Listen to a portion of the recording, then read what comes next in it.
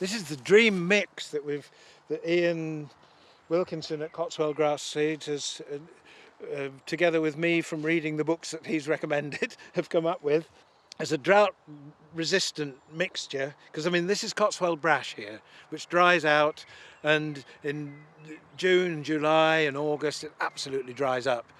I mean, especially if you plant ryegrass. In fact, it's a waste of time planting ryegrass on this land. So this is now not being grazed for 6 weeks. And we've had 3 rains in that 6 weeks, so this is a pretty good drought. And this is the crop that we've got back, and it really, we should be here with the sheep again. It needs grazing. It's really changed our sort of confidence about farming, really, having some grasses with deep roots that seem to be able to survive the drought. Well, we've got sandfoin for the deep roots and the protein and the fixing of the nitrogen.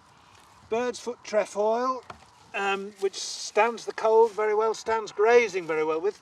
Chicory, another deep-rooted one. There's a bit more clover in this one. So we've got a red clover and 3 sorts of white clover. Always put in salad burnet. Did we say ribwort plantain? Sheep's parsley is one that's put in, but we hardly ever see it on this ground. Yarrow, another one, which is full of good trace elements. Yeah, the grasses, of course, are the copse foot, meadow fescue, timothy. They love timothy, and it tends to not persist because it's so palatable. There's a little bit of Italian ryegrass in there because it comes early and late. The greater the diversity, the greater the range of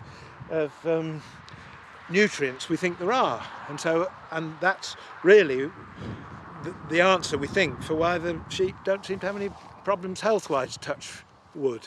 Since we never change the pH of their rumen, and they never see anything but grass of various lengths, they seem, I mean, and ruminants are designed to crack.